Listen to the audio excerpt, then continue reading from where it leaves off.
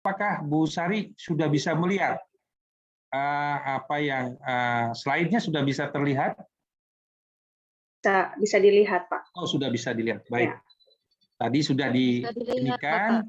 mohon izin sekali lagi saya untuk men-share dulu ya sedikit video tentang dari mana saya itu dari Fakultas Biologi UGM. Ini mungkin sekitar 2 menitan. Mudah-mudahan bisa bisa dilihat. Ini Fakultas Biologi UGM yang kemarin baru saja berulang tahun 66 tahun. Karena kami didirikan tanggal 19 September tahun 1955. Nah, sudah banyak prestasi, kemudian kerjasama dengan luar negeri. Nah, kami juga punya hutan yang ada di samping kampus kami ya. Kalau adik-adik ke sini, ini ada gedung baru kami, ya, ada biomark juga. Nah, mudah-mudahan nanti UKAL ataupun Universitas Muhammadiyah ada outlet ya bagi hasil-hasil penelitian dosen, mahasiswa. Ini biasa ada perpustakaan. Sekarang agak sepi, tapi mereka biasanya online kalau sekarang karena kampus masih ditutup untuk beberapa kegiatannya. Tapi untuk riset, untuk penelitian kita buka.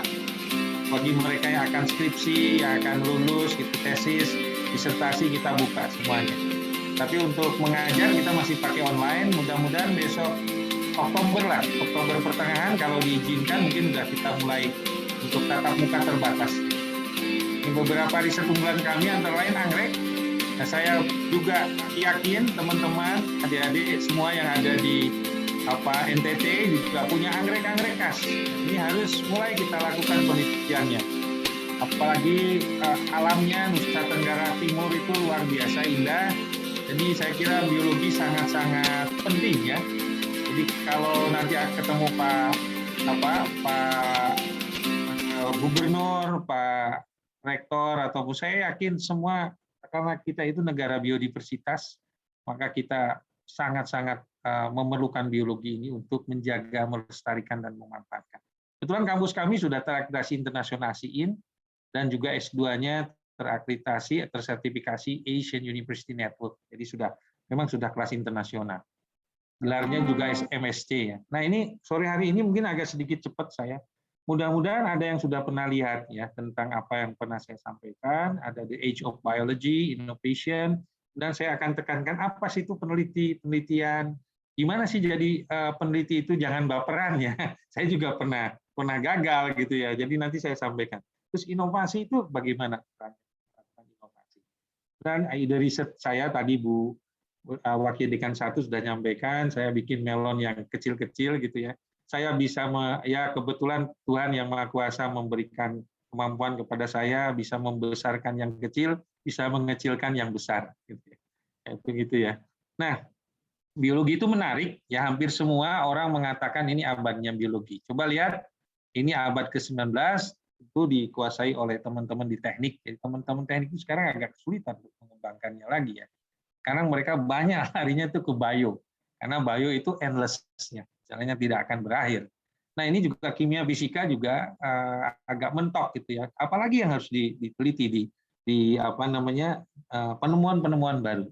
Sementara orang-orang biologi semakin ke sini semakin terus menemukan hal-hal yang baru, menemukan hal-hal yang dulu mungkin tidak diprediksi.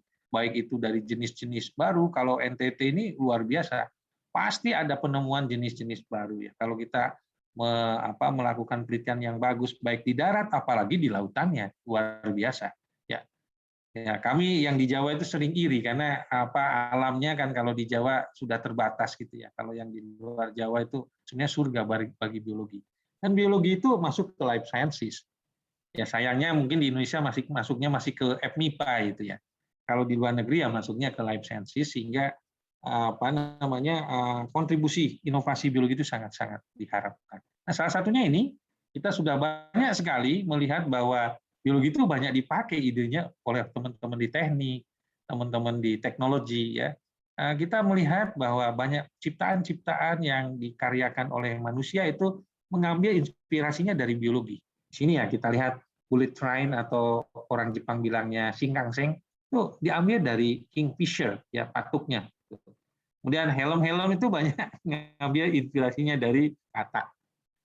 Kemudian helikopter tercanggih di dunia itu ngambil semua desainnya itu dari kupu-kupu. Demikian juga Mercedes-Benz yang keren, yang keluaran tahun 2000 kemarin ya, itu juga dari Mercedes-Benz. Sayang ini nggak masuk ke Indonesia. Kalau di Europe ini udah banyak beredar. Nah, demikian juga robot-robot sekarang banyak sekali robot pengatur cahaya, solar cell. Itu ngambilnya idenya dari biologi banget ya, dari ini apa namanya ini bunga matahari ya. Termasuk nah ini PKM, ide-ide PKM, kebetulan kalau PKM Pimnas itu kan ya kita bersyukur aja pada Tuhan Yang Maha Kuasa, UGM selalu menjadi juara Pimnas. Kenapa? Karena banyak kita kan ngambil ide-ide kayak gini. Ini bikin apa namanya? Itu rangsel itu ya, nah dari armadillo gitu ya. Kemudian juga ini orang kalau patah tulang itu coba dibikin dari tentakel yang lebih enak gitu ya. Ini semua idenya dari biologi. Belum lagi robot-robot yang basicnya itu spiders gitu ya. Banyak sekali. Nah, ini mohon ide-ide seperti ini harusnya mulai. Jadi gimana sih Pak supaya memulai ide itu dimulai dari curiosity, rasa ingin tahu ya, rasa ingin tahu. Coba sekarang saya mudah-mudahan masih ingat ya, dulu sebenarnya tahun 2 tahun lalu apa pernah saya tampilkan. Nah, ini juga ide bagaimana sekarang robot-robot itu semua meniru betul-betul bio ya. Karena hanya dengan bio itu semuanya kemudian akan mendekati kepada kesempurnaan ya. Karena yang membangun atau yang membuat awalnya kan yang maha sempurna ya. Nah, ini sekarang kelawar ini hanya dibuat remote-nya aja oleh perusahaan yang namanya Fabio itu yang dari Jerman ya. Ini ada Vesco ya. Nah, ini semua strukturnya, kalau orang-orang biologi tahu kan struktur. Nah, strukturnya itu semua diambil masih seperti kelelawar ya. Jadi dia nggak membutuhkan baterai. Dia hanya membutuhkan sensor aja supaya dia tidak nabrak gitu ya. Dan yang kenapa ini bisa seperti itu karena semua strukturnya persis seperti kelelawar. Kemudian juga ingat bahwa biomaterialnya, nah ini seperti sayapnya itu kulit sayapnya dibikin persis seperti kulit sayapnya pada kelelawar. Nah, ini hanya dikontrol aja, karena kalau nggak dikontrol kan bisa nabrak. Hanya dikontrol aja, jadi semuanya tidak menggunakan baterai sama sekali. Jadi Vesco ini hanya mengontrol supaya ada sensor, supaya dia tidak nabrak ke bangunan. Gitu. Ini ada remote kontrolnya. Tapi lainnya, geraknya semua sesuai dengan kelelawar yang asli yang ada di alam. Nah, ini juga akan menginspirasi ke depan, abad-abad ke depan, semua baik itu alat transportasi, ya termasuk sebetulnya pesawat juga kan meniru ini ya, meniru burung sebetulnya. Nah, semua akan meniru yang aslinya di alam. Ya, jadi semua bionya itu nanti bioengineering. Nah, kenapa mereka meniru bio? Karena bisa kita pastikan, ya, seperti tank aja, itu berat sekali untuk menggerakkannya. Mereka memerlukan energi yang besar. Demikian juga kapal selam. Kapal selam itu tidak akan selincah yang namanya paus atau lumba-lumba atau ikan hiu. Ya, ingat orang biologi nggak boleh memanggil ikan paus atau ikan lumba-lumba karena dia mamalia. Kita bilangnya dia paus atau mamalia. Tapi kalau hiu, pari ya ikan hiu, ikan pari. Jadi kalau desainnya seperti itu, maka kita pastikan apa yang meskipun dia di dalam lautan, kapal selam itu akan jauh lebih aerodinamis karena dibikin menyerupai paus atau menyerupai lumba-lumba. Tapi kalau seperti sekarang orang-orang engineering yang masih menggunakan desain lama, apalagi juga bahan-bahannya masih baja, kerangkanya sangat berat, sehingga untuk menggerakkannya diperlukan energi yang sangat besar, bahkan menggunakan energi nuklir. Tapi kalau nanti suatu saat, nah ini inspirasi buat Anda, adik-adik mahasiswa, coba dibikinlah nanti kulitnya atau apanya, kerangkanya itu mirip seperti hanya ikan ataupun mamalia yang ada di dalam lautan. Nah, ini ide-ide seperti ini yang ke depan tuh, makanya bio ini akan menjadi salah satu pijakan di dalam mengembangkan teknologi apapun ke depan. Jadi semua akan larinya ke bio, termasuk energi. Ya, karena kita akan kehabisan biofuel dan lain sebagainya. Ditambah lagi sekarang, saya kebetulan tahun 90 akhir itu belajar S2, S3, dan kebetulan saat itu sedang euforia, ya, sedang senang-senangnya orang menemukan molekuler. Dan sekarang sangat cepat sekali. Jadi belajarlah molekuler meskipun mungkin baru sekedar teori dulu tidak apa-apa. Ya, belajarlah mengenali DNA, RNA. Kebetulan sekarang kita juga lagi repot dengan COVID karena dia itu material genetik juga, dia RNA kebetulan coronavirus itu.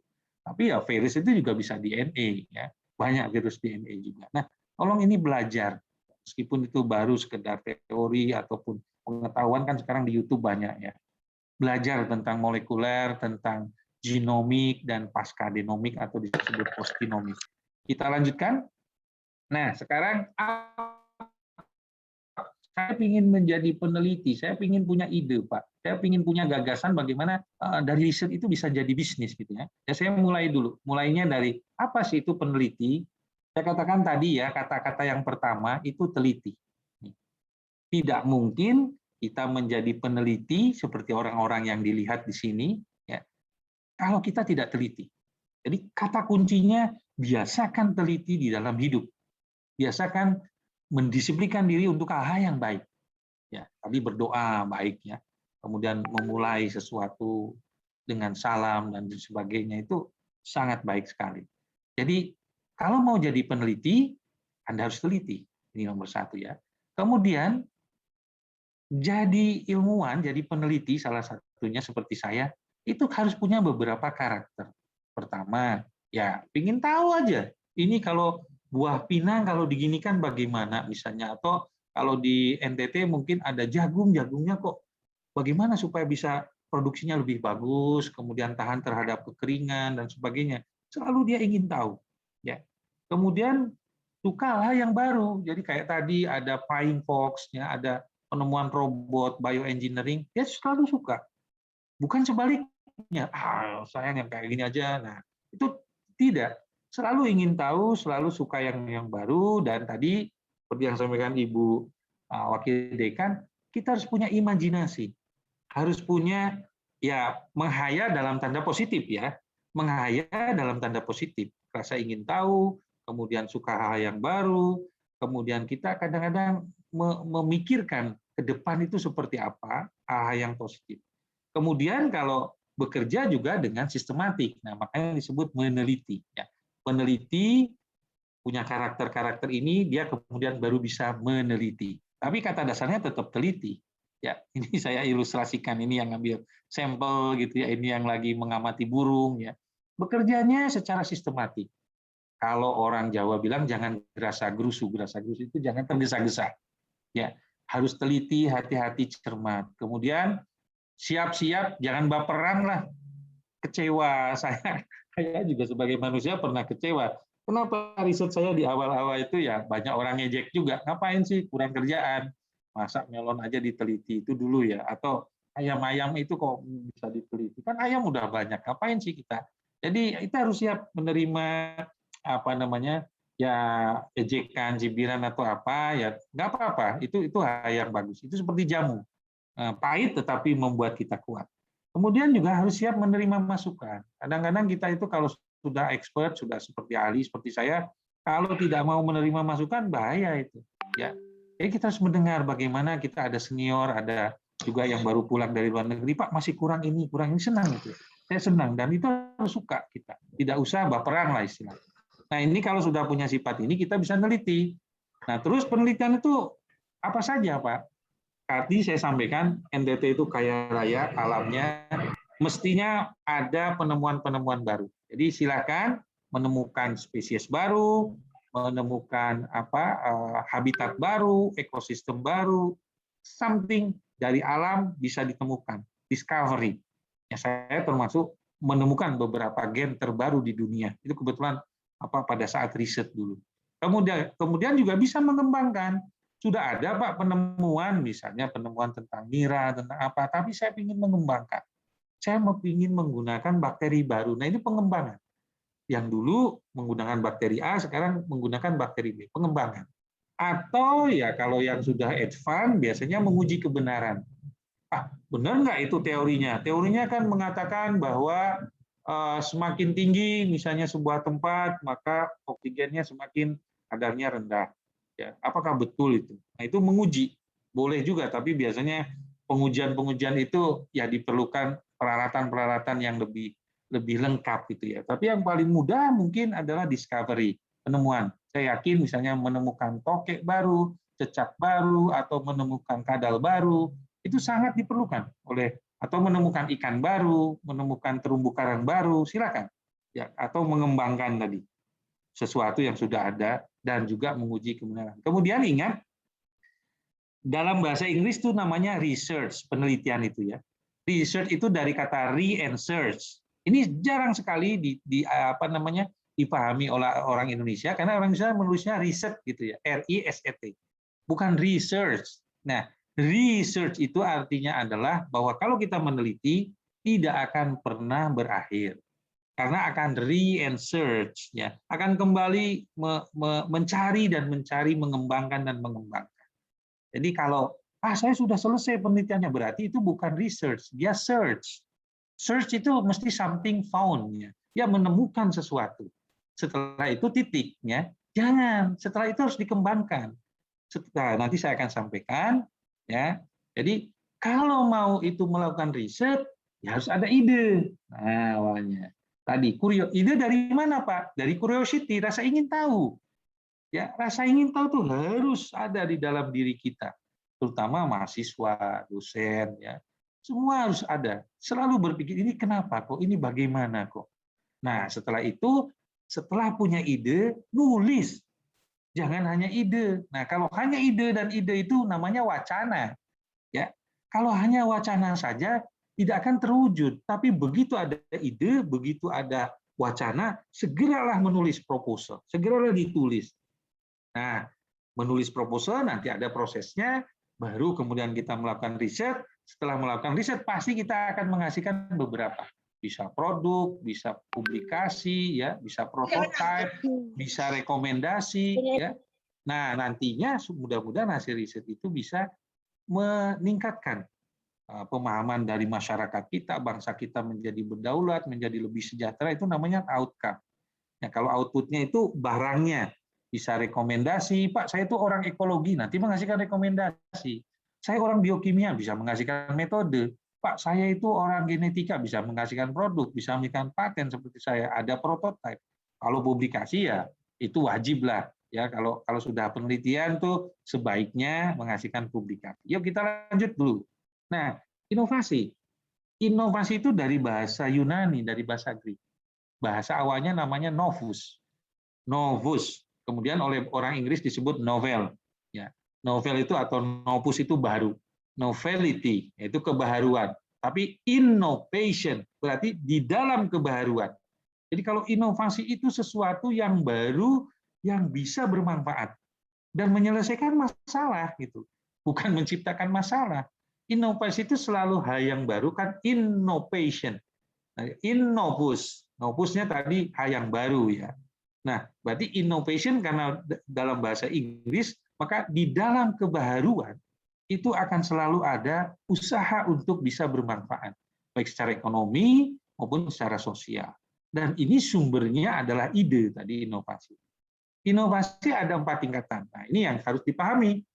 Kadang-kadang mengapa ya Pak Budi atau Prof Budi, kenapa kok hasil-hasil riset di universitas itu yang dilakukan oleh mahasiswa, dosen, kok belum bisa bermanfaat di masyarakat? Kenapa? Karena inovasinya inovasi masih nomor 1. Inovasi nomor 1 itu bagaimana? Dosennya, mahasiswanya punya ide. Bagus idenya. Idenya sangat bagus. Tetapi ide itu tidak menyentuh apa yang diperlukan oleh masyarakat. Belum. Pak, saya punya ide membuat ini, misalnya membuat kecap gitu ya, kecapnya kecap nomor 1 loh Pak, ini bagus loh buatan misalnya UKAW atau buat Muhammadiyah Kupang atau apa ya, di sana ada. Nah, ternyata setelah dijual ke pasar, ke masyarakat, dia bilang, ini bukan kecap yang kayak gini yang disukai kami. Ini terlalu asin, misalnya begitu ya. Jadi bagaimana Pak supaya kecapnya itu disukai oleh masyarakat? Makanya ide dari kampus, dari dosen, dari mahasiswa harus mendengar, Anda turun ke pasar. Itu inovasi 2. Anda dengarkan apa yang mereka ingin. Saya membuat itu tidak sembarang karena saya turun dengar, Pak kalau semua 3 kilo, 2 kami hanya berat, kemudian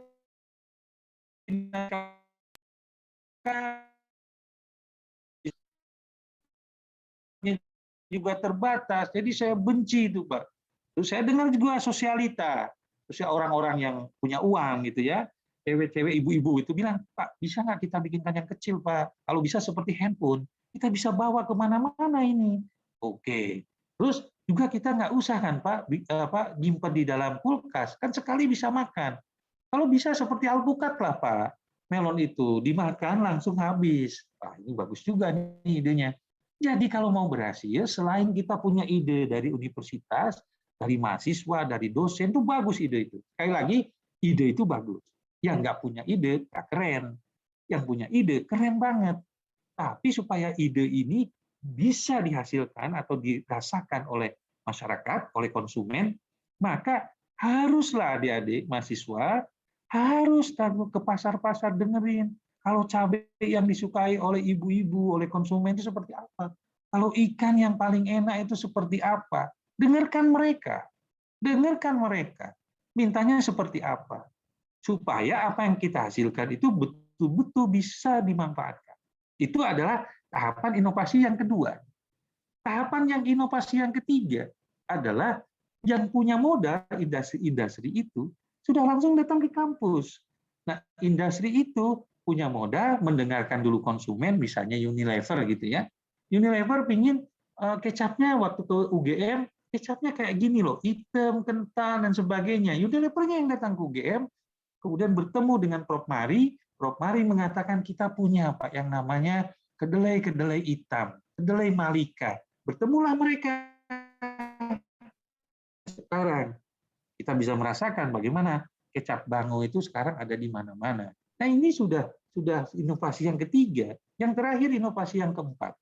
Inovasi yang keempat itu kalau tadi industrinya sudah ketemu para peneliti kita, mahasiswa, dosen, kemudian juga ada produknya, dan produknya ini seperti tadi contohnya, ya mohon maaf saya ngambil contoh Bango yang Unilever itu, dia bisa ada terus, artinya sistem chain-nya, ya, sistem rantainya, rantai konsumsinya, rantai produksinya bagus. Jangan sampai begini, ini kecapnya bagusnya enak nih, tapi ternyata bulan depan udah habis. Saya perlu nih kecap ini, 100 botol, sudah nggak ada di pasaran. Artinya antara produksi, kemudian transportasi akomodasi, dan sistem gudang penyimpanan itu belum bagus. Oh, bagus nih punya Prof Budi nih, apa enak sekali nih, melonnya. Tapi minggu ini saya perlu nih, mohon maaf ya. Nah itu belum keempat, supply chain-nya belum bagus. Jadi itu inovasi tahapannya. Nah di Indonesia bagaimana Pak? Di Indonesia kebanyakan mau balitbank, mau perguruan tinggi, kita masih kebanyakan inovasi nomor 1, inovasi tahap 1. Bagus di kampus, bagus di litbang, begitu dibawa ke masyarakat, masih banyak yang tidak bisa dimanfaatkan. Nah inilah yang harus kita rubah. Jadi kita juga harus dengar kepada masyarakat, kepada industri, kita harus dengar. Yuk kita mulai lanjutkan lagi ya. Nah, saya sendiri memulai riset itu ya nggak langsung besar seperti sekarang. Kalau sekarang saya mencari 2M, 3M itu mungkin tidak terlalu sulit. Tapi pada saat saya sekitar 20 tahun 97 ya, 24 tahun lalu saya memulai riset itu susah sekali. Bahkan tadi saya sampaikan, jangan marah kalau ada orang, wah kayak gini kok diteliti. Wah, nggak. Misalnya pisang aja diteliti, ngapain diteliti pisang? Atau kotoran aja, kenapa diteliti? Ngapain meneliti kotoran? Biarkan aja. Kalau yang masuk dalam kita akan buktikan apa yang kita lakukan itu, tapi kita perlu waktu. Ya, kalau sekarang saya nggak bisa jawab, tapi tunggu 10 tahun, tunggu 20 tahun, nanti Anda jawabannya akan tahu kok. Saya fokus, sungguh-sungguh, dan saya enjoy. Jadi melon itu atau ayam itu seperti istri saya yang kedua gitu ya, karena saya memang menyukainya. Passion saya menikmati apa penelitian-penelitiannya itu saya nikmati. Nah, tolong kalau Anda sudah jatuh cinta dalam artian senang dengan objek apapun ya, terserah objeknya mau animal, mau plant, mau mikrobia, bahkan saya juga suka meneliti virus juga sekarang. Jadi apapun itu, tapi Anda harus masuk nih hatinya, sukanya. Nanti jangan mikir dulu masalah uang lah. Uang itu nanti akan datang ketika kita sudah mulai bisa melakukan itu dengan bukti-bukti tadi. Ada publikasi, ada buku, ada paten, ada apa. Nanti orang semakin percaya pada kita. Industri juga datang kok ke kampus, datang ke kita ya. Yuk kita lanjutkan. Nah, ini contohnya setelah ada produk, kemudian LPDP turut membiayai mengambil saya langkah itu. serius Padahal saya dalam orang mendorong biologi riset ya. strategis dan Saya inovatif orang melalui program Riset Pembangunan Indonesia. ya bukan Program orang ini teknik gitu telah ya. berhasil Tapi saya melahirkan sejajar riset-riset dengan teman-teman membanggakan di karya teknik, anak bangsa yang sejajar siap dengan untuk teman-teman di pertanian dikomersialisasi yang mereka dan diimplementasikan justru lebih serta tersebar ke apa namanya seluruh lebih Indonesia. aplikatif ya. Ini Mereka punya adalah saya aja Karya awalnya saya ya tadi yang tadi itu dikatakan Ibu buah waktu dan dekan, benih yang besar menjadi melon. kecil karena saya Harapan mendengar kami sosialita, saya mendengar adanya ibu-ibu, inovasi mendengar khususnya apa, di bidang dan buah-buahan dia ini harus bisa kalau menambah bisa ya kedaulatan dan sekali makan habis kemandirian gitu bangsa ya. Indonesia Kemudian saya khususnya di ada bidang inovasi, saya bagaimana tanaman kalau saya pangan dan kombinasikan dengan buah-buahan es sehingga krim. bangsa Nah, nanti Indonesia di kembali tengahnya itu menjadi dibolongi, kemudian bangsa ditambahkan yang es bisa krim. Dan ini disukai memproduksi anak-anak muda buah-buah gitu ya. sendiri untuk Nah, kalau kebutuhan bisa nasional ini dan menjadi juga kebutuhan kita nasional, bukan berkontribusi hanya untuk di Jawa kebutuhan aja, tetapi ini harus varian menyebar ke seluruh. global. Nah, itu setelah kita punya produk. Jadi produk itu meskipun orang biologi, kalau bisa apapun produknya kita perlu. Karena dengan produklah orang menjadi percaya. Ya, jadi kalau bisa apapun. Kawan saya sekarang meneliti ikan lokal namanya wader di Jawa yang sudah hampir punah. Padahal sekarang restoran-restoran lagi ngejar ini. Nah, kenapa dulu hampir punah? Karena reproduksinya itu setahun sekali, mijahnya itu. Nah, dengan penelitian dia dibawa ke lab, dia tahu bagaimana pakannya yang bagus, suhunya yang bagus, airnya yang bagus. Akhirnya sekarang reproduksinya itu bisa setiap 2 bulan sekali. Jadi setahun bisa 6 kali. Bayangkan, yang tadinya setahun sekali menjadi setahun 6 kali. Dan dia hanya bisa menghasilkan begitu banyaknya anakan-anakan. Nah, sehingga sekarang sudah mulai ke bisnis juga. Bagaimana jualan wadernya dan sebagainya. Ya. Nah, ini tadi mengawali yang tadi orang banyak mencibir, ngapain sih neliti kayak gini? Tapi setelah saya amati, ternyata dari segi biologinya luar biasa. Ini ternyata keanekaragamannya tinggi juga ya. Kukurbitacea itu punya 98 jenis, hampir 1.000 spesies. Dan anehnya itu jenis kukumis ini itu memiliki hampir separuh dari anggota spesies dari Cucurbitaceae. 511-nya spesiesnya itu jenisnya kukumis. Bahkan di melon itu ada 50 subspesies. Ya, Anda bisa lihat ini spesies liarnya melon ya.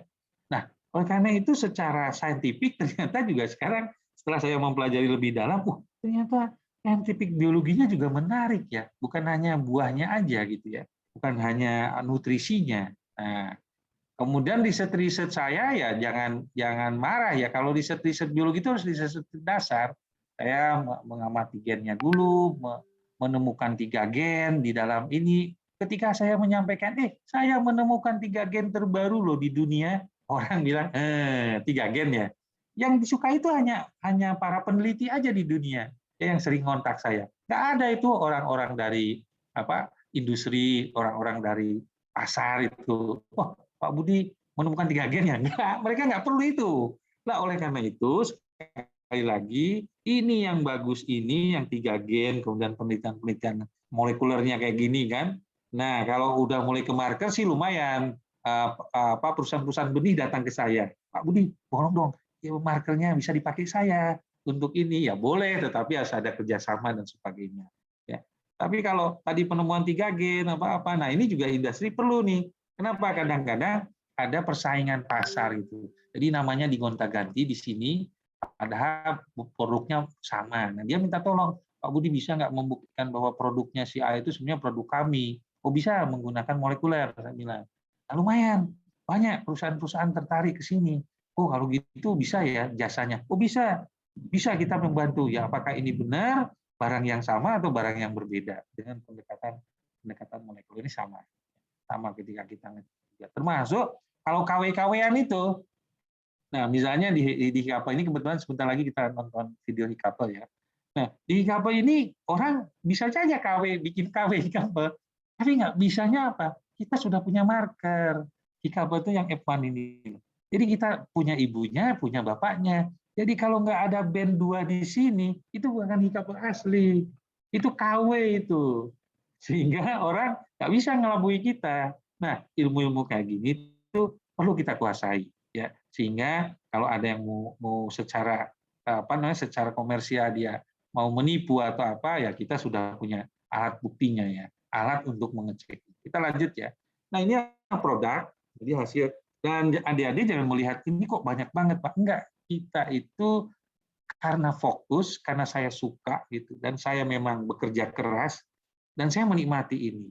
Sehingga akhirnya saya ingin bikin ini, karena ilmunya sudah ada, sehingga terus berkembang. Dan sekali lagi, kalau kita udah membuat produk, itu bukan yang pertama dan terakhir. Kalau itu cinta kita aja lah, istri kita itu yang pertama dan terakhir.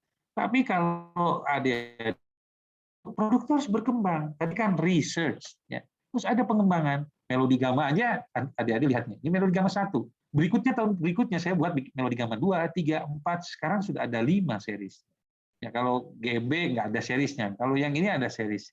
Tacapa juga. Tadinya Tacapanya namanya Green Bell. Kemudian ada Tacapa Silver. Sekarang saya sudah punya Tacapa Gold. Ini selalu Hikapel aja. Hikapel seri 1 sekarang punya mini Hikapel, baby Hikapel saya. Jadi diimprove terus, dilakukan improving, tidak berhenti. Ya jangan pernah berhenti untuk sebuah riset pengembangan. Terus karena apa? Marketnya juga berkembang. Nah ini kita lihat yuk e-couple yuk. Ini paling 1 menit kok. Nah ini couple yang tadi sampaikan Ibu. Ya ini sudah masuk ke pasar-pasar market. Ke Bali juga, di Bali banyak disukai. Ini ke Superindo ya. Nah, kemudian kita juga sering diminta oleh beberapa channel TV, ya baik lokal maupun nasional untuk memberi informasi. Kemudian kita sering ikut pameran. Nah, kalau sudah punya produk, punya ini tuh ikut pameran biar dikenal. Ya.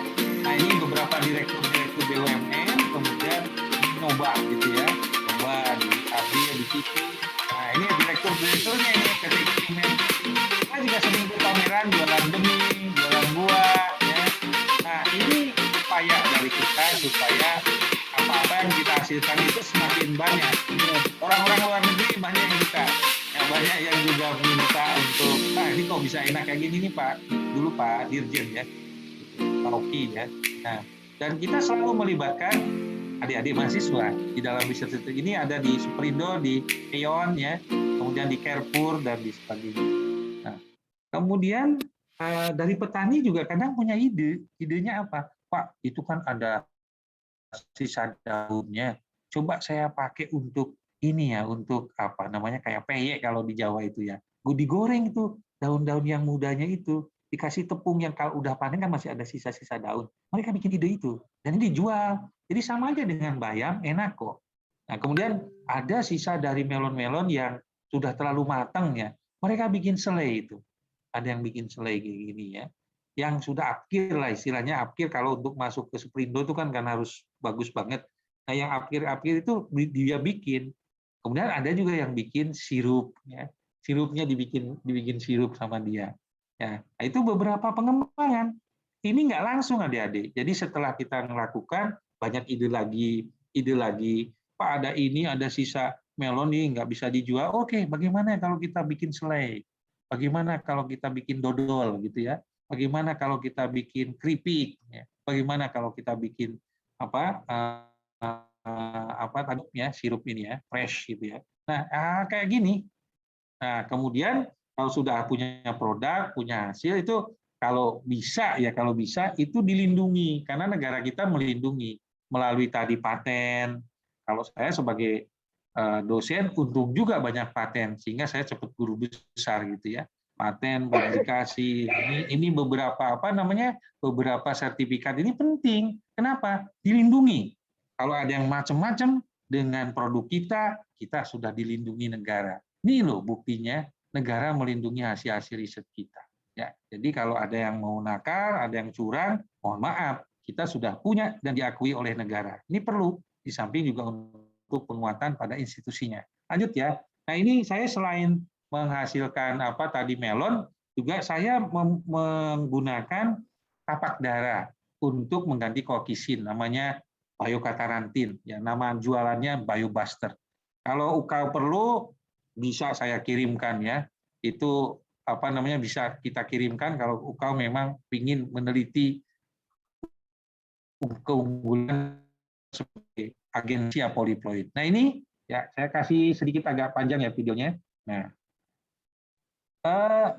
ini liar tumbuhan ini, tapi kalau sekarang sudah kita budidayakan banyak kalau di pantai selatan Jogja itu. Nah kita ekstraksi. Kemudian kita gunakan karena kalau kita bikin kokisin, beli kokis itu mahal banget ya, mahal banget dan lama karena kita ngimport dari Amerika, dari Eropa, dari Jepang. Nah, kita bikin sendiri ini. Dan kalau mau digunakan ya harus diencerkan ya, ini diencerkan. Nah salah satunya kita induksi bawang merah itu. Nah bawang merah ini Mas Iksan sekarang udah lulus ya, udah S2 ya. Dulu pada saat S1-nya dia meneliti induksi bawang ini.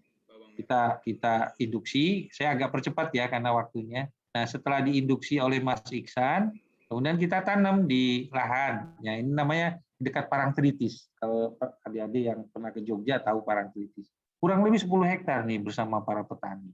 Nah, kemudian setelah itu, nah ini saya itu meskipun sesibuk apapun sekarang jadi dekan, saya tetap harus ke lapangan, ke lahan. Dan bagi saya rekreasi juga sih. Ya, jadi kalau dosen-dosen biologi itu harus sering ke lapangan lah, jangan hanya di kampus. Karena lapangan itu inspirasi harus ngecek ini. Kebetulan hampir 10 hektar ini ya. Menanam bawang merah karena ini di daerah sini komoditas yang unggulan. Bawang merah itu banyak ditanam di sini.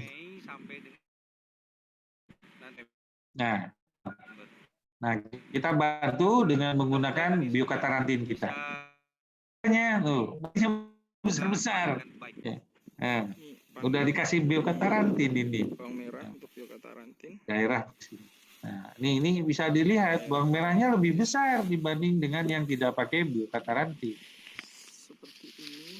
Nah, Pak, salah satu mahasiswa S1 saya yang meneliti juga ini, saya suruh membandingkan antara yang pakai biokatarantin dengan yang tidak. Nah, yang kanan ini yang dipegang dia itu yang pakai biokatarantin.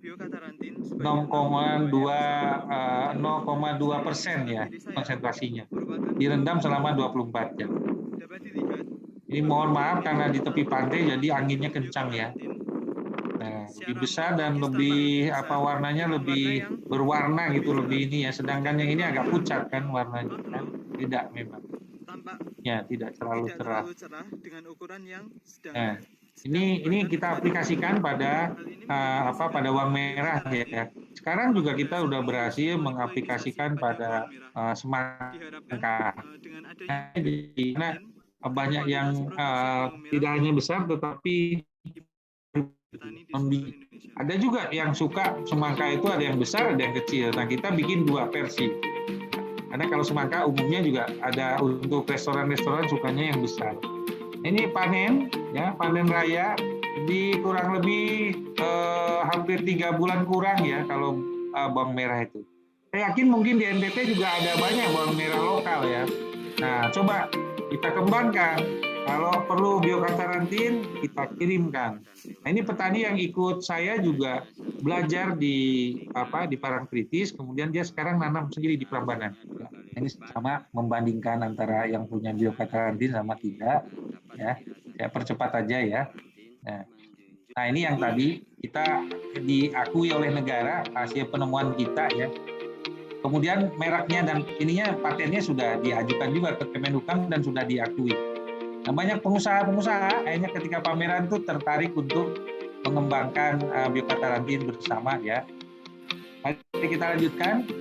Nah, sekarang melon saya digunakan untuk kosmetik. Nah, yang ini tuh dulu saya sempat pusing dengan ini karena apa? Nggak bisa dimakan, pahit. Pahit, nggak enak, nggak bisa dimakan, nggak banyak yang suka. Tapi herannya saya bilang ini harum.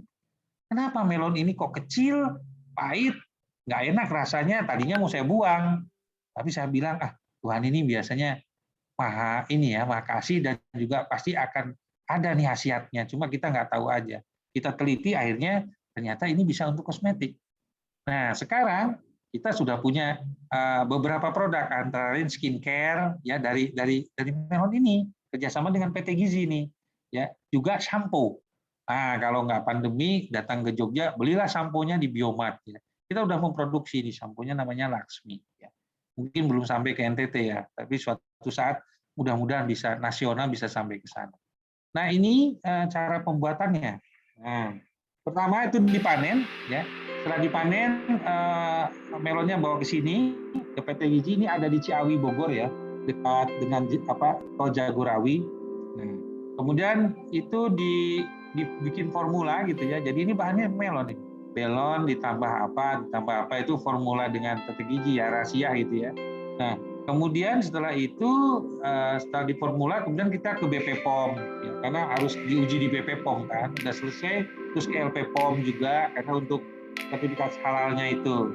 Nah, setelah itu kita akhirnya sudah menemukan formulasi, kita memproduksi ini ya. Ini skalanya masih 3.000-an, tapi besok tahun ini dan tahun depan kita akan memproduksi sampai kurang lebih 30.000 pieces, dan kalau ini bagus penjualannya kita akan bikin minimum sekitar 200.000 pieces untuk seluruh Indonesia. Nah, jadi ini hasil dari riset-riset awal biologi ya.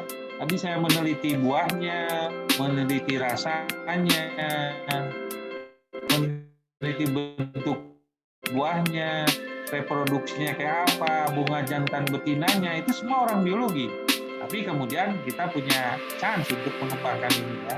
Dan sekarang kita bersyukur ini sudah ada. Mungkin saya ambil dulu ya, samponya kebetulan ada. Ini yang kalau bisa dilihat gitu ya, ini ada samponya. Nah, sekarang ini sudah sedang dalam tahap market test ya. Jadi kita mengenalkan juga, termasuk kita akan bekerja sama dengan influencer ya. Kalau Raffi Ahmad terlalu mahal lah mungkin dengan yang lain yang followernya banyak ya, supaya ini juga mulai dikenal produk ini produk bangsa. Karena kalau nggak ada produk bangsa kita repot nih. Sekarang kebanyakan produk-produknya yang digunakan adalah yang dari Korea ya.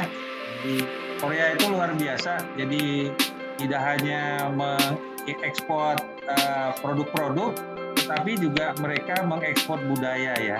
Nah, ini kalau mau tahu bagaimana cara membuatnya melon untuk bahan baku di PT Gizi, itu memang sekarang kita menggunakan hidroponik ya, tidak hanya menggunakan yang dari tanah. Nah, ini kita kerjasama juga dengan sebuah PT namanya PT Nudira Swadaya Indonesia. Nah, Nudira Press ini sudah menggunakan komputerisasi ya, baik itu cahaya, kelembaban, udara ya, dan mereka menggunakan hidroponik. Nah, mereka menanam melon-melon kita, baik yang dimakan maupun yang untuk kosmetik gitu ya. Yang mereka menggunakan ini. Mereka senang sekali kerjasama dengan kita, dan juga ada beberapa yang kemudian kita ekspor ya.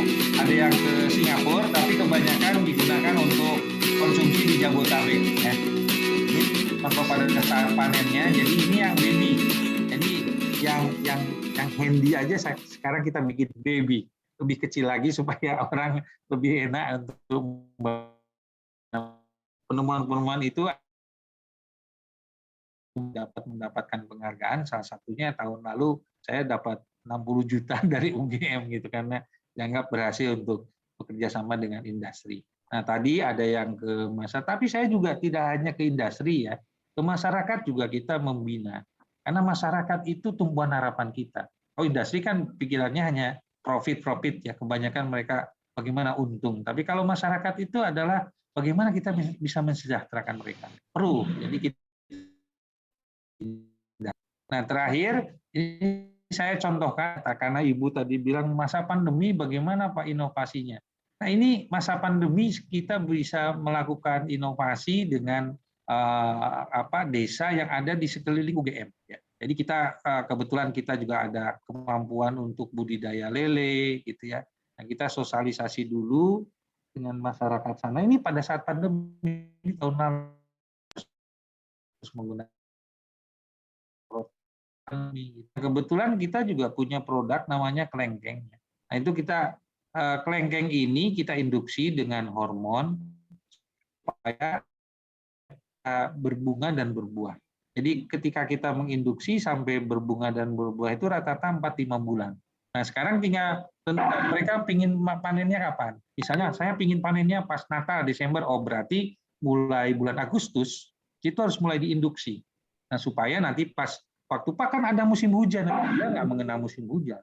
Ya ada pengaruhnya, yaitu bunganya agak sedikit rontok ya kalau musim hujan, tapi tetap aja dia bisa berbuah. Jadi teknologi induksi bunga ini perlu kita kuasai, dan itu nggak susah. Ya kita sudah bisa membuktikan. Kapanpun mau panen, asal kita mulai dari 4-5 bulan sebelumnya, lengkeng-lengkeng yang kita buat itu bisa berbuah dan berbunga dan berbuah. Nah, ini juga labu juga kita gunakan ya. Jadi, sampah-sampah yang organik itu bisa kita menggunakan yang namanya pelatihan untuk pupuk organik cair. Menggunakan itu black solder itu ya. Black solder itu adalah lalat yang bisa mengolah limbah-limbah organik menjadi pupuk organik cair. Kita juga sama tuh. Kita bikinkan karena mereka banyak mengeluh Pak, banyak sampah buah, sampah sayuran, oh jangan dibuang. Udah, kita bikinkan POC aja. Nanti kan sampahnya disimpan di sini, nanti black solder-nya datang, kemudian dia bertelur di sana. Nah, pupanya nanti akan berkembang ya, ulatnya itu berkembang, kemudian nanti setelah terjadi fermentasi ininya ke bawah, pupuk organik cairnya jadi di bawah. Nah, sedangkan pupa-pupanya itu ulat-ulatnya kita gunakan untuk pakan lele. Jadi kita double tuh. Kita dapat pupuk organik cair, tetapi kita juga dapat pakan lele. Pakan lelenya ya dari ulat-ulatnya tadi, ya, yang merupakan alahan dari lalat tadi. Nah, ini Pak Kirno itu termasuk ahlinya, dosen muda kita yang ahli untuk pembuatan pupuk organik cair. Nah, kita berhasil itu ya. Dan mereka akhirnya bisa menjual pupuk organik cairnya itu. Di samping dia juga bisa gunakan tadi ulat-ulatnya untuk pakan lele. Nah, saya juga mulai masuk ke masyarakat untuk mengenalkan labu saya. Namanya labu susu ya. Nah, ini kita nanam ya, saya nanam dan akhirnya panen. Kita berhasil panen sampai mendekati 4 ton ya. Lumayan cukup luas lahannya. Dan mereka senang para petani. Dan sekarang kita juga ajari bagaimana cara mereka membuat benih labu sendiri. Ya jangan itu ya, beli itu mahal, ya bisa 200.000 hanya isinya sekitar 200 biji gitu ya. Jadi 1 biji bisa 1.000. Kita bisa karena kita punya ilmunya, punya keterampilannya, kita transfer kepada mereka. Nah, ini yang lele ya, pakai pot-pot itu, tapi kemudian pakai kangkung juga, tapi kita juga kasih pakannya dibantu dengan tadi ulat-ulat itu ya. Bisa menghasilkan buku juga dari kegiatan-kegiatan tersebut. Masuk koran juga ya. Nah, lumayan lah, jadi kegiatan ini bisa memotivasi yang lain. Beberapa capaiannya termasuk kita bisa membuat tadi pot-pot untuk budidaya lele ya. Itu padahal kita bukan orang teknik, tetapi karena kita langsung praktek, akhirnya kita bisa menemukan cara bikin pot yang efisien untuk lele itu, untuk 200 sampai 300 lele itu seperti ini. Ini sudah masuk paten kan. Nah, sekarang sudah masuk paten. Nah, ini masuk ininya mungkin sedikit lagi ini terakhir ya. Nah, ini kegiatan kami kalau dirangkum ya seperti ini ya. Waktu itu di desa namanya Desa Condong Catur. Nah, ini tahun lalu ya. Sosialisasi dulu bagaimana cara ininya.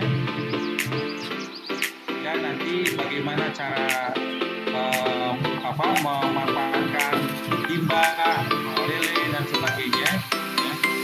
Nah, kalau yang di dusun lain saya gimana cara menanam labu dengan para mahasiswa saya.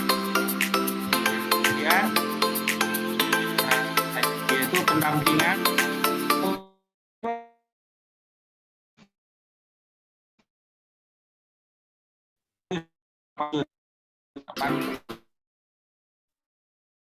dan kita latih kita bisa melakukan langsung. Nah, mereka sangat tertarik gimana cara bikinnya, dan setelah ada produknya mereka suka sekali. Nah, ini kotoran-kotoran itu bisa kita manfaatkan buah apapun. Black soldernya ada, nah kita akan bikin pakan lele dan dari limbah mereka. Ini kemudian kita bikinkan pakai starter. Nah, ini labu, saya nanam labu. Saya suka ya ke lahan dan kita sudah selesai. Silakan yang mau bertanya ya. Baik, terima Bisa kasih. dilihat sendirilah ya. Terima kasih. Ya, oke. Baik, terima kasih Prof atas penyampaian materinya yang Sama-sama. sangat ya bermanfaat untuk kami semua. Berikut kita masuk pada sesi tanya jawab. Mungkin Bapak Ibu sekalian bisa dengan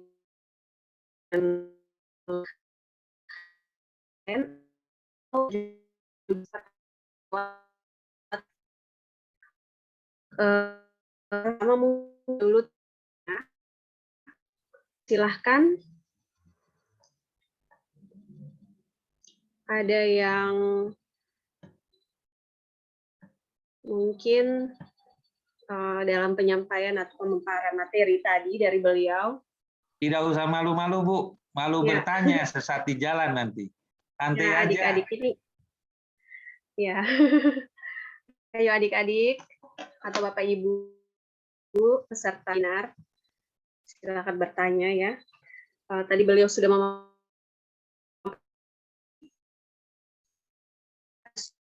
kita bisa menemukan ide yang di peluang bisnis karena sudah begitu banyak hal yang beliau lakukan, penelitian-penelitian, dan sudah menjadi ini juga bisa bisnis yang sangat besar dan menjanjikan ya, apalagi terutama di masa-masa pandemi. Silakan adik-adik, ada yang bertanya bisa langsung raise hand. Ibu. Materinya sudah saya kirim ke Ibu Francisca. Terima kasih bisa, Pak, nanti bisa di-share ya. Ya, silakan adik-adik, tidak usah malu-malu, santai saja. Ya, oke, ya. ada. Dari yang pertama ya, Ibu lihat yang paling duluan tadi, Pak Andri Adi Gunawan.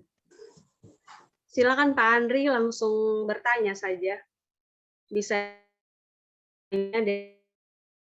setelah Pak Andri. Silakan Pak Andri. Atas kesempatan saya. Assalamualaikum. Waalaikumsalam, Pak Budian. Andri. Bapak. Iya. Lama. Ya, Bos. Sehat Setelah selalu, 1 tahun ya. Pak telah lulus. Terima. Gini Pak. Dia punya apa namanya pupuk organik. Pupuknya berasal dari limbah-limbah perkebunan kayak sabuk kelapa, kayak misalnya juga kayak kotoran ayam, kotoran unggas lah. Nah, itu apakah perlu cek nutrisinya Pak? Atau enggak, atau cuma tahu saja apa konsentrasi dasarnya seperti apa? Nah, kemudian yang kedua, apakah itu harus apa ya Pak, dilegitimasikan atau dihukumkan Pak, karena paman ini takutnya jangan sampai dia diserang sama misalnya industri-industri besar, misalnya mau dijatuhkan Ambil sebenarnya gitu ya, bahasa diambil ya. Ya itu ya betul ya. ya. Ya. Terima kasih Pak. Sama-sama Pak Andri, senang sekali bisa berjumpa lagi.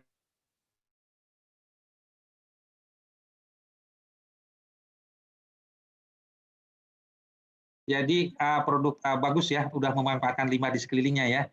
Nah, kalau sudah ada produknya, entah itu mungkin campuran dari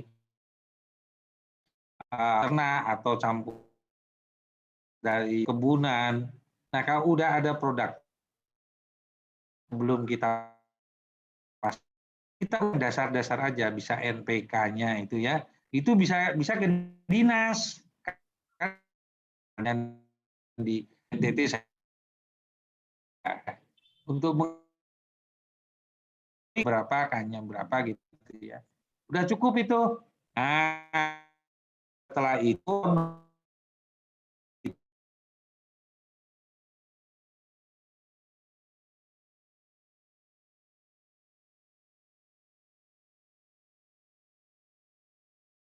fertilizer gitu, Andri fertilizer, boleh itu.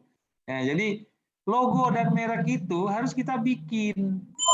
Ya, kita memiliki kekhasannya. Ya, kalau saya kebetulan di hutan biologi itu banyak serasa. Nah, sudah 2 tahun ini kita membuat unit. Nah, unit itu membuat kompos. Dia bukan pupuk organik cair ya, karena dia dari serasa-serasa. Nah, kita pakai impor, kemudian kita olah. Nah, hasilnya itu sudah jadi, NPK-nya sudah ada, sudah kita uji, dan mereka akhirnya, Pak, tolonglah Bapak bikinkan ide, namanya apa? Nah, saya kasih merek. Mereknya apa? Bioferti. Bionya itu biologi, Fertinya itu fertilizer.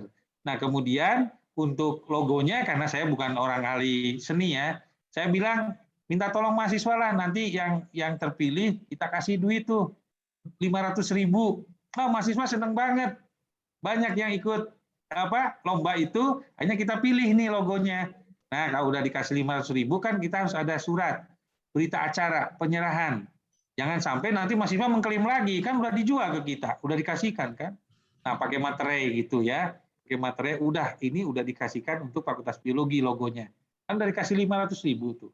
Mahasiswanya senang makan bakso itu enak-enak itu. Ya. Nah, kita udah menggunakan logo. Setelah punya logo dan merek, ajukan ke Kemenhukam, namanya Direktorat atau Kantor Direktorat HAKI, Hak Atas Kekayaan Intelektual. Di setiap kabupaten ada, di setiap provinsi ada. Ajukan ke sana. Nah, itu prosesnya sekarang udah online sih. Prosesnya paling lama setahun, logo mereknya setelah dicek, kalau kita logo mereknya nggak menggunakan logo merek yang udah ada, itu kita disetujui. Nah, seperti kapal punya saya, itu udah disetujui sejak tahun 2017 ya, yang lalu. Jadi kita bisa menggunakan logo dan merek. Saya kira itu Pak Andri, mudah-mudahan bisa menjawab ya. Jadi cek baik ya Pak Andri. ajukan itu untuk Jawaban dari Prof. Budi ya, HAKI ya. Ya. Jelas. Terima Ya. kasih Pak. Berikutnya saya berikan kesempatan kepada Pak Vincent. Silakan Pak Vincent. Baik, terima kasih Ibu Sari. Yang kami hormati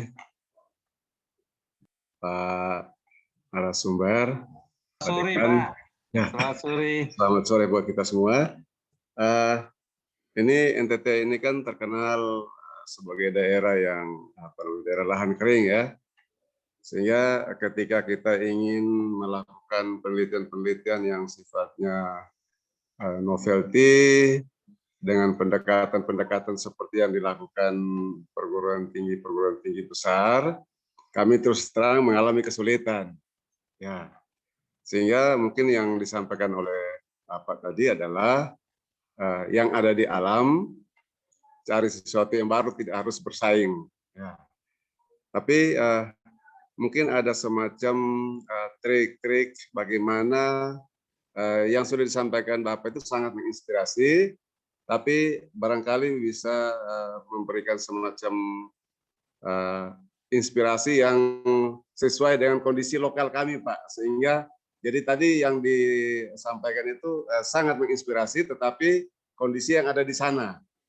Nah, kami dengan kondisi lokal yang semua serba kering, kondisi iklimnya yang memberi kami serba terbatas, jadi bermimpi untuk seperti ini kadang-kadang terkungkung. Mungkin bisa ada semacam sharing pengalaman yang bisa memberikan kami motivasi dan hal-hal yang sifatnya baru, bahwa tidak harus berorientasi keluar karena kita punya potensi yang bisa diberdayakan, digali, dikembangkan, dan mungkin bisa menjadi sumber belajar nanti. Terima kasih.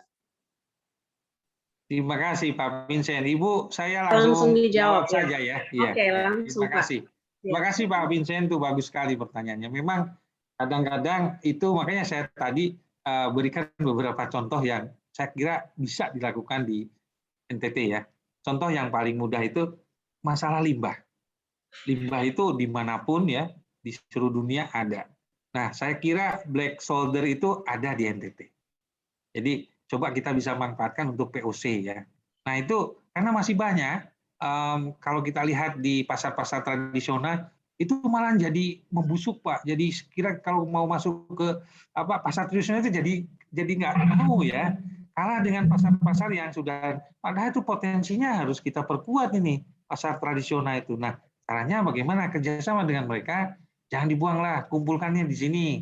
Nanti kita kalau mereka nggak mau melakukan, ya dari tim kita dulu memberikan contoh, kemudian nanti POC-nya kita gunakan untuk tanaman-tanaman tadi yang ada di sekitar kita. Nah, itu kan tidak memerlukan banyak air. Ya. Paling kalaupun menggunakan air, mungkin nanti ketika mengencerkan saja. Mengencerkan setelah jadi POC kan konsentrasinya masih tinggi. Ya. Nah, kita ini kan aja. Itu satu, mungkin masalah limbah ini menjadi prioritas kita. Yang kedua, tadi saya yakin sekali di tengah alam yang memang berbeda dengan misalnya yang di Jawa, itu akan banyak spesies-spesies yang endemik. Contohnya, kalau saya, ini ada mahasiswa saya sekarang udah jadi dosen di TTU ya, Timur Utara kalau nggak salah ya, itu Mbak Polikarpia Bani. Nah, Timur Tengah Utara. Timur Tengah Utara ya, itu Polikarpia Bani itu menemukan banyak varietas jagung yang dia memang ini tahan sekali terhadap kekeringan. Nah, kemudian saya bilang, Mbak Bani ini genotype atau genetic resource yang bagus ada di TTU itu. Nah, sekarang supaya problemnya apa, Pak? Problemnya masalahnya produktivitasnya rendah, Pak. Jagungnya. Nah, ini saya kebetulan memang ahli di bidang breeding ya. Nah, coba sekarang itu yang germplasmnya itu tetap dipertahankan, harus punya pure line, kita kawinkan dengan yang unggul nasional.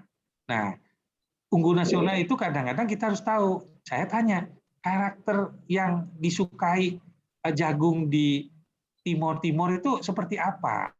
Kan Anda yang lebih tahu. Oh, Pak, harus ada yang pulen dan sebagainya. Oh, kalau begitu coba kita menghubungi Balit Serea. Di sana ada beberapa varietas nasional kita yang nanti bisa kita kawinkan dengan yang asli dari Timor. Tapi sekali lagi, yang asli harus punya pure line. Jangan kemudian nanti tergeret karena nyari lagi yang asli nanti hilang. Nah, itu strateginya. Jadi yang asli harus tetap kita kawinkan sesama yang asli. Nah, sedangkan untuk nanti breeding bisa kita ambil dia dengan menggunakan yang nasional supaya tadi meningkat produktivitasnya. Misalnya dari yang 2 ton ya mudah-mudahan bisa 3,5 ton, bisa 4 ton. Sehingga kalau itu hasilnya bagus, juga tahan terhadap kekeringan, pastilah petani banyak yang disukai. Kemudian saya bilang ke Polikarpia Bani, nanti kalau kamu udah berhasil ngawinkan, tolong ini diminta Bapak Bupati, Bapak ini untuk terlibat langsung. Nanti daftarkan ini sebagai kekayaan daerahmu. Nah ini yang belum banyak, Pak. Jadi kalau sudah menemukan varietas-varietas baru lokal endemik, mohon Bapak Bupati atau ada universitas gitu mendaftarkan supaya ini nanti kalau ada perusahaan-perusahaan yang menggunakan genetik resource kita, dia harus bayar dong royaltinya terhadap para peneliti dan juga universitas. Jadi universitas itu kalau di luar negeri kaya itu karena salah satunya royalti. Ya, saya juga UGM udah mulai banyak dapat royalti nih karena penemuan-penemuan kita. Satu sampo saya dapat berapa rupiah nih, saya nggak tahu nih UGM. Jadi sebenarnya senang juga kita meneliti itu juga bantu universitas. Nah, kemudian saya juga pernah Pak menemukan kacang tanah yang luar biasa itu dari NTT. Nah, ini kan juga perlu ya, perlu nanti diangkat. Terakhir Bapak, kita ini kan sama-sama merah putih, sama-sama Indonesia. Kalau Bapak kesulitan di dalam nanti analisis molekuler, kita harus kerjasama. UGM ini dari dulu nasional, dia nasionalis. Ya, salah satu 5 prinsip UGM selain Universitas Kebangsaan, Universitas Nasional, Universitas Pancasila, Universitas Kebudayaan, dan Universitas Kerakyatan. UGM itu udah pegangnya itu 5 itu. Nah, maka kami biasa bekerja sama dengan Madura, dengan Lombok, dengan Polikarpia Bani yang di Titiu, kita kerjasama. Nah, kalau misalnya molekulernya sulit, ya di tempat Bapak ada yang mau S2 atau mau S3, pakailah itu untuk studinya sekalian. Begitu ya. Nah, nanti molekulernya bisa juga ini. Sekarang ada satu mahasiswa yang lagi neliti jagung ya, dari Universitas Muhammadiyah Kupang itu, namanya Ahmad Yani itu. Nah, itu saya pembimbing kedua. Nah, itu dia sedang neliti itu. Oh iya. Ya, itu saya bilang kamu harus diskusi dengan Bu Bani juga, karena Bu Bani juga lebih duluan itu meneliti itu. Jangan sampai varietasnya sama yang kamu lakukan, berarti kamu ngulang. Oh, enggak, beda Pak. Kalau kami NTT-nya NTT yang agak ke barat katanya. Oh ya udah. Jadi harus beda itu, nggak boleh sama. Kan begitu. Jadi mari Pak Vincent, kita kerjasama, Bapak punya staf, kirimkan aja ke kami ya, nanti bisa juga melalui hibah-hibah riset di Dikti yang itu bisa kolaborasi antar universitas. Ya, terima kasih Pak Vincent, bagus sekali. Terima kasih Pak. Sama-sama Pak Vincent. Terima kasih Atas jawabannya dari Prof. Budi. Bagus sekali itu. Ya, oke. Ya, sangat bagus. Berikut ini ada Prof, ada pertanyaan di kolom chat. Aduh, Ini saya belum dari bisa. Ibu Mila. Mohon dibacakan aja ya, saya nggak baca. Iya Pak. Ya, ini dari Ibu Mila, dia bertanya, Pak, kalau untuk penerapan sendiri dari penelitian, kendala selain ejekan atau kata-kata yang kurang baik dari orang, pastinya juga kendala dana untuk penelitian ini. Kira-kira bagaimana solusinya, Pak? Ya, betul itu. Pak, saya itu kan dulu sebelum jadi dosen bekerja di Jakarta di perusahaan swasta, ya, perusahaan swasta besar. Gajinya besar. Nah, pulang ke Jogja gajinya 10%. Jadi berat sekali. Udah 1,5 juta zaman itu di Jakarta, di Jogja cuma 150.000 CPNS. Tapi disuruh penelitian. Nah, penelitiannya waktu itu dapat dari UGM 1,5 juta. Jadi 1,5 juta itu sedangkan saya beli benih melon aja itu udah 400.000 satu pak. Nah, perlunya saya 3 pak, jadi udah 1,2 juta tuh. Ya, uangnya ketika nanam lagi, meneliti lagi, uangnya nggak cukup. Uangnya nggak cukup. Jadi untung saja waktu itu saya kan punya tabungan karena saya 2 tahun kerja di Jakarta kan. Jadi dengan agak sakit-sakit juga ngerogoh uang dari tabungan saya. Tapi waktu itu ya oke lah. Nah, itu awal yang menyakitkan bagi saya karena ternyata waktu itu kan negara kita belum sekuat sekarang kan. Tapi kalau sekarang mencari pendanaan di Dikti yang di atas 10-20 juta, misalnya penelitian dasar aja, sekarang sudah rata-rata di atas 20 juta. Udah cukup untuk penelitian dasar. Ingat, penelitian dasar jangan advance dulu ya. Tadi seperti yang sampaikan Pak Vincent, mencari dulu genotype itu udah penelitian dasar. Kemudian nanti tinggal karakterisasi yang bagaimana daunnya, bagaimana bunga, itu dulu aja. Jangan yang advance dulu, kalau penelitian dasar seperti itu.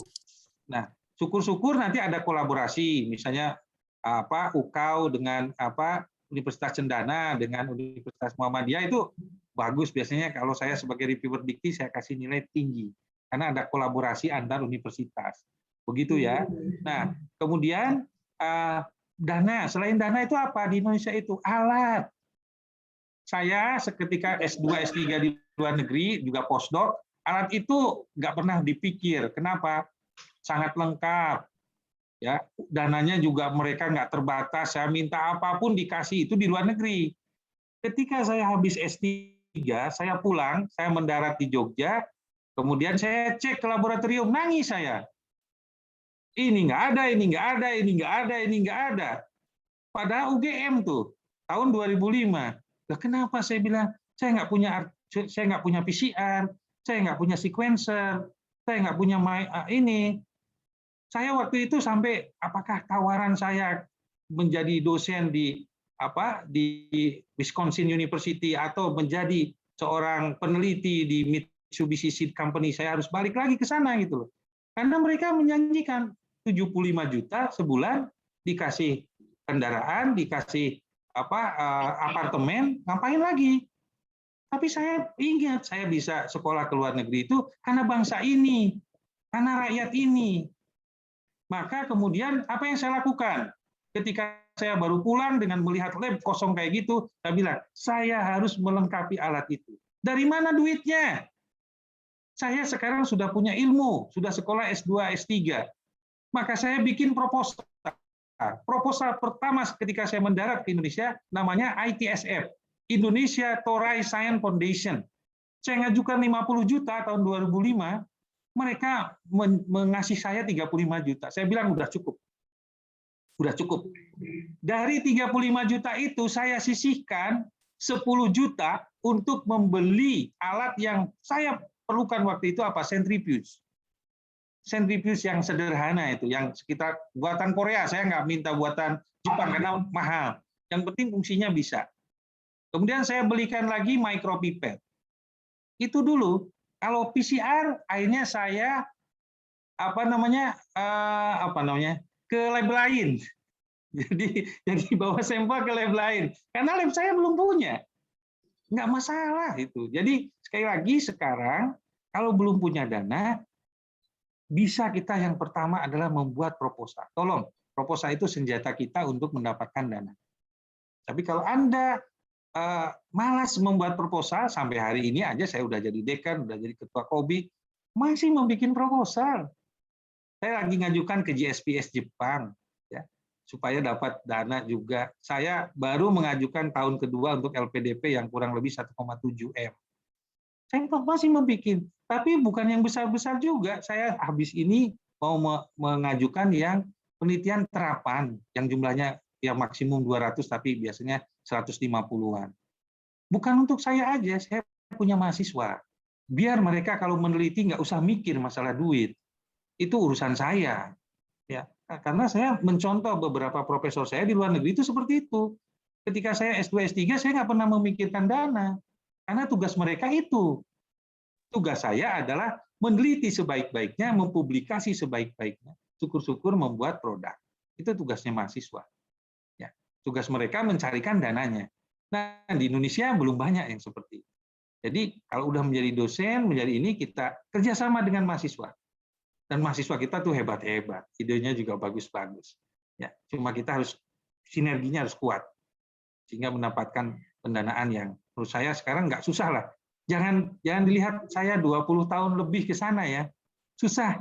Ya, yang tahun 90-an jadi dosen, saya jadi dosen tahun 95-96, itu betul-betul saya sampai merongoh dompet sendiri gitu. Kadang-kadang sedih kalau ingat masa lalu itu.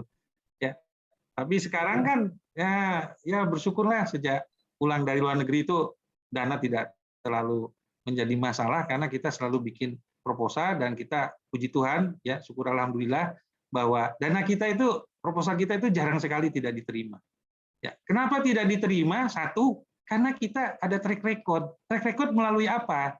Ayo publikasi, ayo publikasi.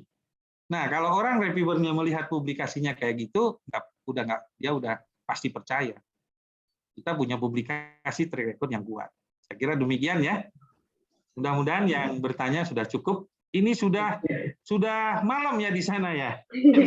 Ya Pak, kami di sini sudah 6.21.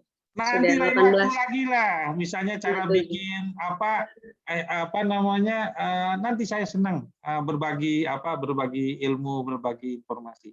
Bagaimana cara bikin paten, cara bikin tadi varietasnya apa didaftarkan. Nah, saya kan mengalami.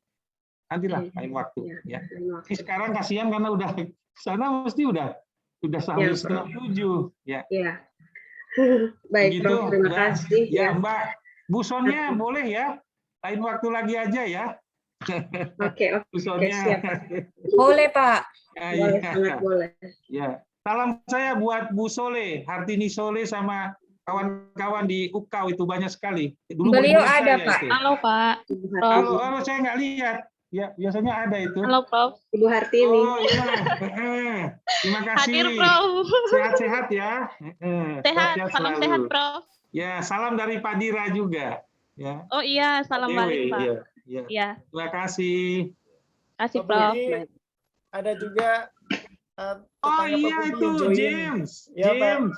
Iya, terima kasih James. Mantan. Sehat Ya, selalu Pak. ya. Amin, Pak. Oke. Oh ya, Pak Budi, ada juga mahasiswa Pak Budi yang join juga di sini. Mantan ada? mahasiswa juga. Ya, tetangga Oh. juga di Siliwangi. Dia diam-diam aja ya. Malu Vita, mungkin ya. ya. Halo Prof. Bu Vita, iya, Ya. gimana sehat? Oh, maaf Ya, ini. terima saya kasih. lupa. Terima kasih. Ya, Iya. baik. Ya, ternyata banyak sekali ya mantan mahasiswanya dari Pak Senang, Prof. bahagia Budi saya Setiadi. lihat. Jadi Ya. jadi sekalian ada Reuni ya, cuci sekalian nanti. reuni ya, James. Iya. Ya, Pak. Ya, Pak. Mudah-mudahan nanti Salam sehat, Pak. Salam S3-nya bisa sehat. lanjut Sehat lagi di selalu. sana dan ketemu Prof. Budi lagi. Baik, ya terima kasih Amin. Bu. Oke, baik. Saya kira untuk diskusi dan tanya jawab kita tutup saja dulu mengingat waktu. Baik, saya akan mencoba membaca Terima kasih, Prof. kesimpulan kita hari ini dari materi yang Prof. Sama Pak Budi Pinza. berikan tadi tentang menemukan ide penelitian, bagaimana kita menemukan ide penelitian di bidang biologi yang bisa dijadikan sebagai peluang bisnis.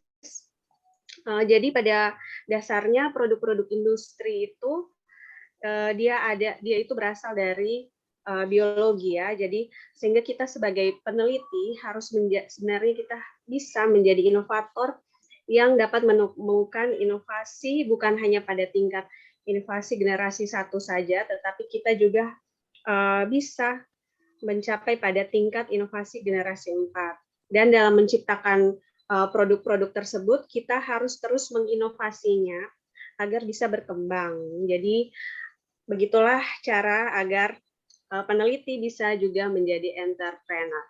Kurang lebih seperti itu. Sekali lagi, saya ucapkan banyak terima kasih dari Prof. Budi yang sudah membagikan ilmunya kepada kami pada sore hari ini.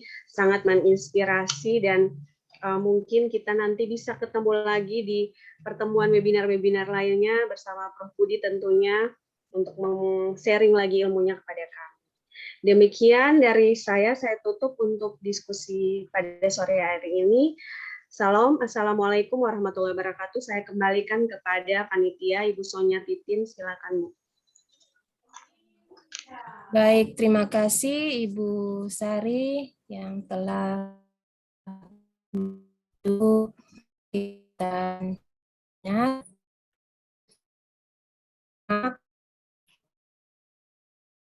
materi dan videonya pada sore hari ini sangat luar biasa dan sangat menginspirasi kami, dosen dan juga adik-adik mahasiswa. Tentunya harapan kami apa yang sudah disampaikan oleh Prof bisa bermanfaat dan juga bisa kami terapkan itu di lingkungan kami, di NTT khususnya. Terima kasih juga untuk Ibu Sari sebagai moderator yang sudah bersedia memandu kegiatan webinar. Terima kasih kepada Bapak Ibu dosen, Bapak Ibu guru, dan adik-adik mahasiswa yang sudah berkenan hadir pada kegiatan sore hari ini. Kalau boleh, saya berikan pantun. Kalau ada sumur di ladang, boleh kita menumpang mandi. Kalau ada umur panjang, boleh kita berjumpa lagi. Cakep. Ya. Bagus. Ya. Selanjutnya kita masuk pada acara penutup. Acara penutup ini akan disampaikan oleh Ibu Kepro, Prodi Pendidikan Biologi, Ibu Vince. Silahkan, Bu. Baik, terima kasih Ibu Titin selaku MC untuk sore hari ini dalam kegiatan webinar series awam kita yang keempat. Selamat sore Prof. Terima kasih banyak Sore Ibu. untuk informasi yang begitu penting untuk kami di NTT khususnya. Saya mengucapkan banyak terima kasih untuk kesediaan dan waktu dan ilmu yang sudah diberikan bagi kami semua. Ilmu ini sangat bermanfaat untuk kami, baik kami sebagai dosen, baik kami sebagai mahasiswa, ataupun kami sebagai guru dan semua yang sudah bergabung dalam kegiatan hari ini. Saya mengucapkan terima kasih banyak untuk sharingnya hari ini yang luar biasa. Saya juga mengucapkan terima kasih banyak untuk Ibu WD1 yang telah berkenan membuka kegiatan kami hari ini. Para peserta dari berbagai instansi yang saya tidak sebutkan satu persatu, dari pihak terkait berupa dosen, guru, dan mahasiswa. Terima kasih banyak untuk partisipasinya hari ini. Semoga ilmu yang dibagikan untuk kita semua bisa bermanfaat dan kita bisa mengimplementasikannya nanti ke dalam kegiatan kita di setiap instansi kita. Akhir kata saya mengucapkan terima kasih Prof. Mohon maaf jika ada salah kata dan tutur kami yang tidak berkenan.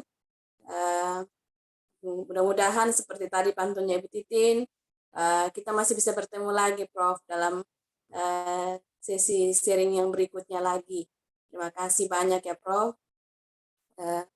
Dengan demikian saya memanjatkan puji syukur kepada Tuhan karena atas perkenannya telah memimpin kegiatan kita hari ini dan telah sampai di penghujung acara. Saya resmi menutup kegiatan webinar series 4 ini untuk sore hari ini. Demikian, salam, selamat sore, salam sejahtera, salam sehat untuk kita semua. Terima kasih Ibu. Bersama kasih. mohon izin ya. Mohon Baik. kalau dimaafkan kalau ada salah dan hilapnya. Sehat selalu untuk kita semua. Ya. Terima kasih, Prof. Terima kasih. Sampai jumpa. Ya. Ya, terima Sampai kasih jumpa. kepada Ibu Fransina yang telah menyampaikan kata penutup. Bapak Ibu peserta webinar, sebelum kita masuk pada doa penutup, ya, saya akan meminta Bapak Ibu untuk mengaktifkan video Bapak Ibu agar kami panitia bisa mengambil gambar sebagai dokumentasi. Ya. Di sini ada 6 slide. Ya, bagi Bapak Ibu yang masih off bisa on-kan kameranya dan berikan senyuman beberapa detik. Ya. Saya memulai dari slide yang pertama. 1, 2, 3. Oke. Slide kedua. 1, 2, 3.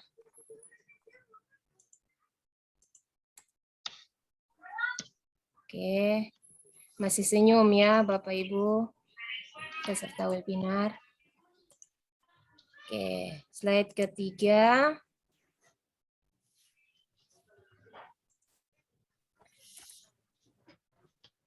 Oke.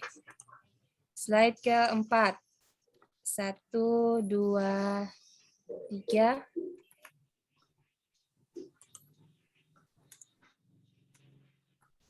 Slide kelima.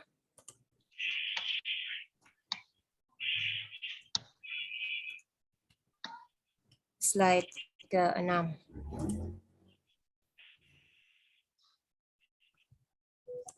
Satu, dua, tiga. Oke, baik. Terima kasih Bapak Ibu. Selanjutnya kita akan masuk ke doa penutup yang akan dibawakan oleh Ibu Theodora. Silakan.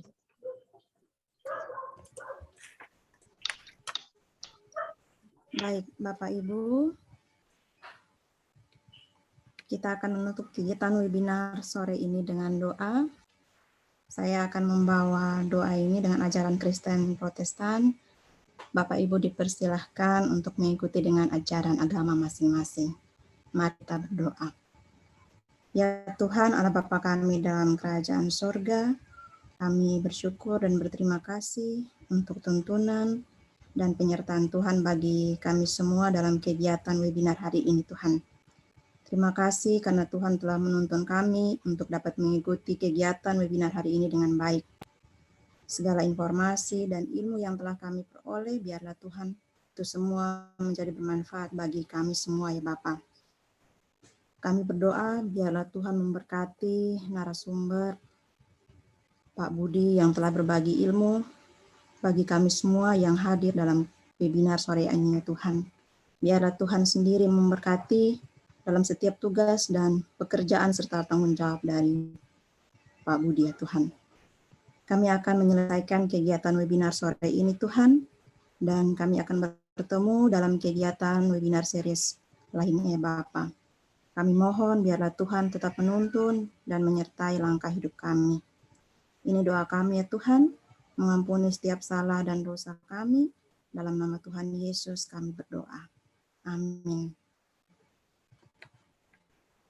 Oke, baik. Terima kasih Ibu Theodora. Dengan demikian, berakhirlah kegiatan webinar series awam 4.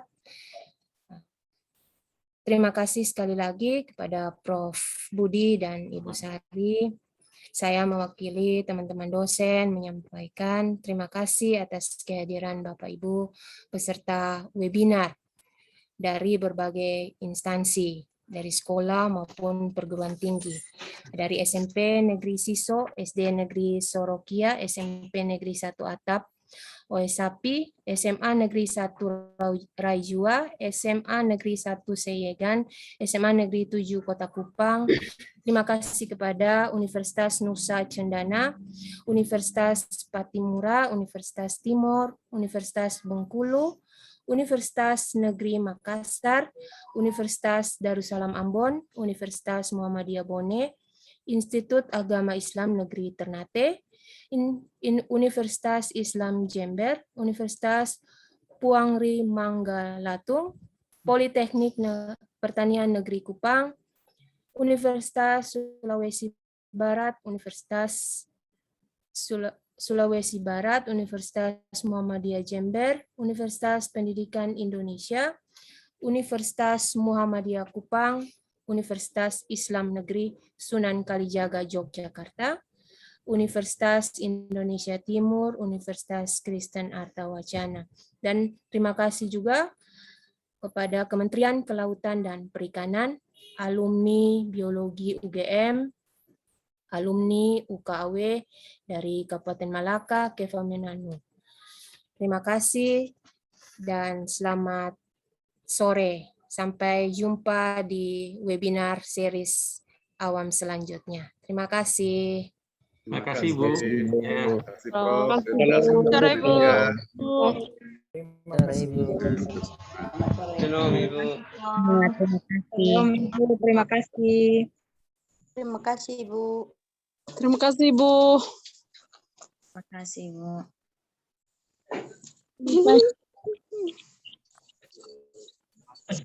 Belum, Bu. Sustain. Terima kasih, Bu.